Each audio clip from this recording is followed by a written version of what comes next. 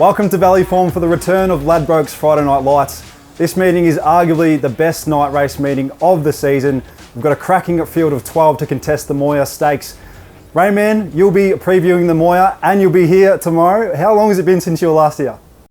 It's been 18 months I've been at the Valley for a meeting, Benny. Almost 3 years since I've been to a Ladbrokes Friday night meeting as well. So I could not be more excited. The Moir Stakes is a ripper. The whole card is just stacked full of quality. It's one of my favourite meetings in the entire year. I'm just pumped to be back at the Valley.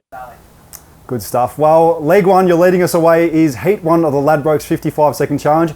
Are you with the favourite or against? I'm against the favourite here, Benny. This Ladbrokes 55-second challenge, the first one of the new light racing season, has come up extremely strong. There's speed to burn, and I'm certainly not completely off this favourite Asphora, Henry Dwyer. I think it's a very good horse, but $2.80 in a race, so I think it's got a fair bit of depth. I'm happy to take it on here. And the horse I do like is the Front Bar at a bit of a price here.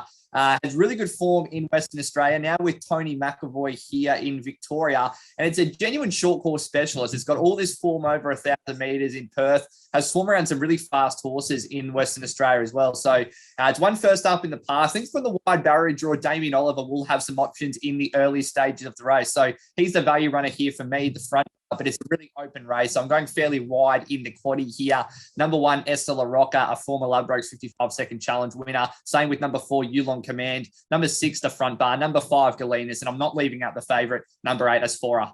Race 6 is the Steamatic JRA Cup. It's over 2,040 metres. I was absolutely gutted this morning when Graham Begg took out Nonconformist because I thought he would have been a great bet.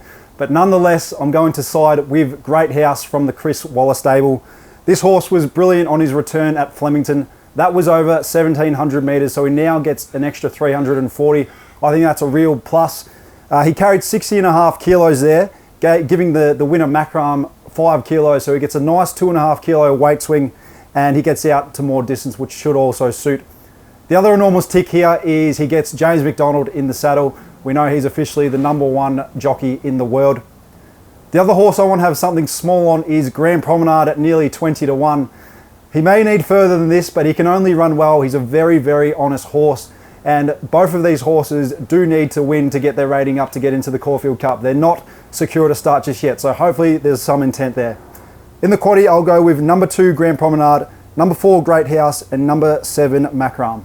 I like Grand Promenade there as well, Benny. So glad we could line up on a double-figure chance. The feature race of the night, though, race 7 is the Moir Stakes, and what a terrific edition of the race it is. And I think the market's got this race just about right. I think the keys to the race are Palele and Rothfire, but I'm leaning with Rothfire here, the Queenslander. He was outstanding at the Valley last start in the McEwen Stakes, back to his brilliant best, and he got a really nice run in transit in that contest, and I think he's going to get the same here tonight on Friday. He's just going to get a really nice run in behind the speed with Damien Lang in the saddle, and I think he'll get the last shot at them. So Rothfire narrowly on top for me from Palele. Certainly don't want to lose on the race if Palele gets the job done. Godolphin are flying. As you mentioned, Benny, James McDonald's absolutely flying. We know Palele is a very good horse. One I wanted to mention at a very big price, $51 with Ladbrokes at the moment, is Maliva for Philip Stokes. She's a mare with a really good record over 1,000 metres, and she can pop up on her day and win at a big quote. So I think she'll run a much better race than that price suggests, and I think she's one you want to have in all your multiples. But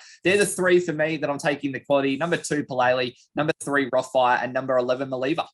Race 9 is the Ladbrokes Stock Stakes. It's for the mares over 1,600 metres. We know Nick Ryan has inherited a very smart Western Australian galloper. Her name is Kiss on all 4 cheeks.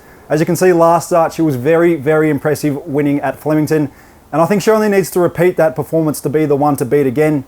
She might not be quite as suited at the Valley as compared to Flemington, but I love the fact she's in race 8 because the inside lanes may begin to chop out and she should get her chance to sprout wings down the outside. I also think Barrier 7 is the perfect draw for her, and Mark Zara is the informed jockey in Victoria right now. In the quaddie, I think it's either her or it's very even. I've got doubts on some of them at 1,600 metres, and I think she may have a few of the others covered. So I'm going to take her one out. Number 1, Kiss on all 4 cheeks. Rayman, that's the quaddie legs, but we're spoilt for choice on this card. Who's our bet earlier in the program? Yeah, it's a really great card, Benny. I completely agree. Kiss on all four cheeks like be really tough to beat in the last race, but I'm hoping we can get the cash nice and early. We've had a bit of success doing this before in earlier seasons. The Valley, race 1, number 1, El Padrino should get a really nice run in transit here with Jamie Carr in the saddle from barrier 2. Was only narrowly denied in the Mackenzie Stakes last start at the Valley. This race is certainly no tougher than this. I'd say it's actually weaker. $4.50 with Ladbrokes at the moment, I think, is a bit of a gift. I think we can kickstart the Ladbrokes Friday Night Lights season with a winner. Let's hope we can, mate. Thank you for joining us again on Valley Form. Enjoy AFL Grand Final weekend. It is one of the great weekends on the calendar, and we'll see you back here next week.